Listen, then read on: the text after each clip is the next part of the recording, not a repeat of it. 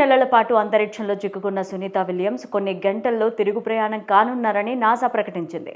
Count down ప్రక్రియ ప్రారంభమైంది. 9 నెలల నిరీక్షణకు కొన్ని గంటల్లో తెరపడనుంది. సునీత విలియమ్స్ను ఎలా భూమి మీదకు తీసుకొస్తారు? అంతరిక్షంలో ఉన్న వ్యోమగాములకు వచ్చే ఆరోగ్య సమస్యలేంటి? ఇలాంటి విషయాలను ఈ ట్రెండింగ్ స్టోరీలో తెలుసుకుందాం. సునీత విలియమ్స్ విల్మోర్ను తిరిగి రప్పించేందుకు క్రూ 10 మిషన్ను మార్చి 14న ప్రారంభించారు.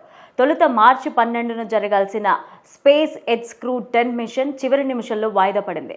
మార్చి 14న రాత్రి 7 గంటలకు ఈ మిషన్ ప్రారంభమైంది. కెన్నడీ స్పేస్ సెంటర్ నుంచి ఫాల్కన్ 9 రాకెట్ నింగిలోనికి దూసుకెళ్లింది.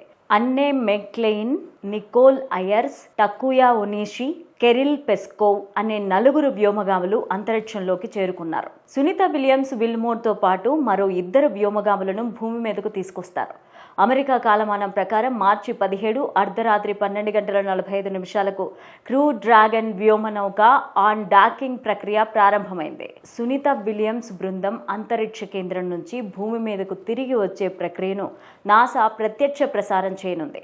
భారత కాలమానం ప్రకారం మార్చి 18 ఉదయం 8 గంటల నుంచి రాత్రి 10:45 వరకు ప్రత్యక్ష ప్రసారాన్ని వీక్షించవచ్చు. అంతరిక్షం నుంచి సునీత విలియమ్స్ భూమి మీదకు తీసుకువచ్చే మిషన్లో భాగంగా కౌంట్ డౌన్ ప్రక్రియ ప్రారంభమైంది. అంతరిక్షంలో నెలల తరబడి ఉన్న వ్యోమగాములు భూమి మీదకు వచ్చినప్పుడు కొన్ని సవాళ్లను ఎదుర్కొంటారు. అంతరిక్షంలో గురుత్వాకర్షణ లేకపోవడంతో ఆరోగ్య సమస్యలు ఎదురయ్యే అవకాశాలున్నాయి. నడవడానికి ఇబ్బందులు పడతారు. కంటి చూపు సరిగా ఉండదు. తల తిరుగుతుంది. అరికాళ్లపైన మందంగా ఉండే చర్మాన్ని కోల్పోతారు. అంటే చిన్నపిల్లల పాదాలలాగా వీరి పాదాలుంటాయి.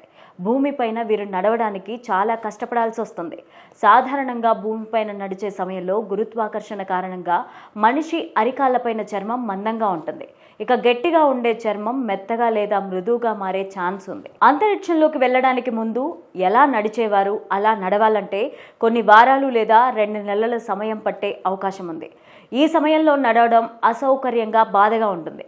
గురుత్వాకర్షణ లేని కారణంగా వ్యోమగాముల ఎముకలు దెబ్బతింటాయి. ఎంతకాలం అంతరిక్షంలో ఉంటే అంతగా ఎముకలు బలహీనమవుతాయి.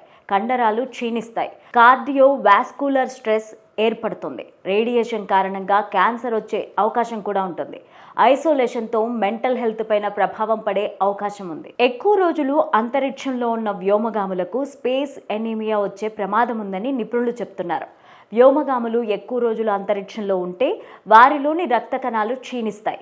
దీన్నే స్పేస్ అనీమియా అని పిలుస్తారు. మైక్రోగ్రావిటీకి ఎక్కువ కాలం గురైతే ఎర్ర రక్త కణాల ఉత్పత్తితో పోలిస్తే అవి క్షీణించడమే ఎక్కువగా ఉంటుంది.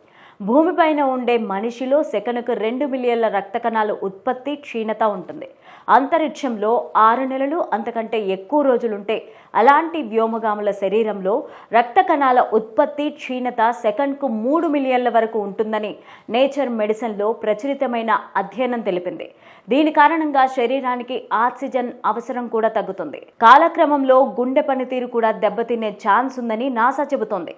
వ్యోమగాములకు వెంటనే నాసా తమ పరిధిలోనికి ఆసుపత్రిలో చేర్చి చికిత్స అందిస్తారు. అంతరిక్షంలో 9 నెలల పాటు గడిపిన సునీత విలియమ్స్ బుచ్ విల్మోర్ రాక కోసం కుటుంబ సభ్యులు ఎంతగానో ఎదురు చూస్తున్నారు.